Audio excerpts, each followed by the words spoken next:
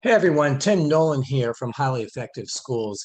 Today I figured I would do a little short of using stay interviews because maybe a 40-minute video may be too long for some. So I'm going to condense this down and go over some of the nuts and bolts of what makes stay interviews very powerful and what every principal and assistant principal should be doing to really enhance teacher commitment, engagement, and retention. So let's just dive right into it and looking at what stay interviews are. Quickly just going to go over the benefits, what they are, how to use them, and some approaches that one can take. So a little bit about me, very briefly. I've written this book, The Essential Handbook for Highly Effective School Leaders. Highly recommend that you check it out. It will definitely transform school cultures and really create an environment where teachers and students will thrive. So when we look at what stay interviews are, it's essentially where principals and assistant principals are checking in with teachers. What's going well, and just having an informal conversation with them.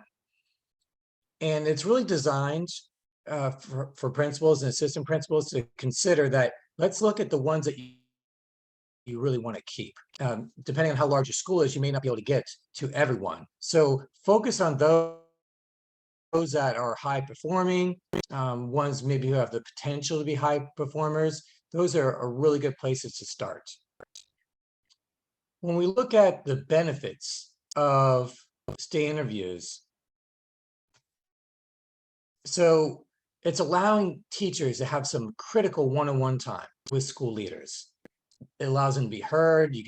Allows them to kind of go over some of their challenges, and it gives the school leaders an opportunity to address some of those challenges, and more importantly, to involve them in addressing them in the future. So it's one thing to say, here's what my challenges are, but another thing to say, what are your thoughts on what we can do about it? What are some people we can involve, including yourself, to address that? When we look at how to facilitate, essentially you want it to be about 30 minutes long, no more. You're only gonna have a certain amount of time throughout the day to do this, whether it's during planning periods, before school starts, after school starts, on any given day. Now, a couple of the more important pieces to look at is making sure that you reach out probably about 2 weeks in advance and by email to let the teachers know. Do it individually. Let them know what it's about, what questions you will ask, so they're prepared. So when you do meet, they have already maybe come up with, they've written it out, they've had time to think about it. So this is one of the key points to facilitate stay interviews. And so we're going to go over some of those things about what are some kinds of questions to ask. Some of the main questions to ask is, what do you most look forward to when you come to work every day? What do you dread about coming to work? When's the last time you thought about leaving the school or the district? What situation made you think of leaving? What would you recommend we do here to make it better, as well as what would you recommend this school to friends? And you really just want to ask open-ended questions. So more than likely, you want to select about 3 to 5 questions that you want to ask. Tell them that ahead of time. So when you come in, you'll repeat them. But the goal here is to really listen. You shouldn't be speaking a lot during stay interviews because, again, the overall goal of stay interviews is to keep teachers there, but also keep them at a high level and to show them that as a leader, you're responsive to their needs and you're going to do something about it as feasible. So let's look at questions about the job itself. So what's the best part of your job? What would you change if you could?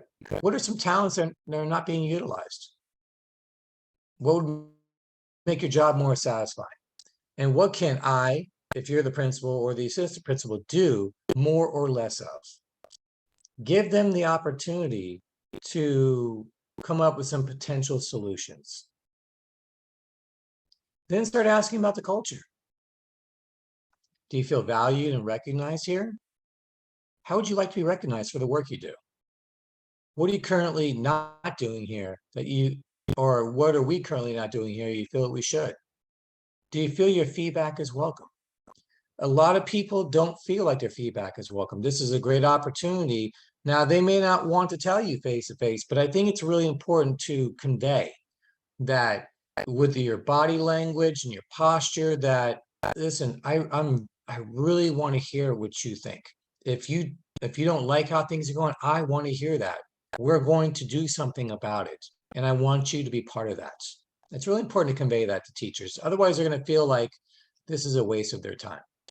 And one one of the main points too about state interviews is this is a really important process. However, if principals and assistant principals don't follow up on the points that are made, issues that are brought up, then you risk the commitment of teachers dropping even further. So what I mean is, don't undertake this process unless you're really serious about doing something with it. So this is a great opportunity to really start changing the culture in your school and to create something that is much more inclusive, where people want to participate and it's collaborative. So hopefully you enjoyed this little short, and check out my website, highlyeffectiveschools.org, and let me know if you would like to get a copy of the Essential Handbook for Highly Effective School Leaders for your district to consider for your principals and assistant principals.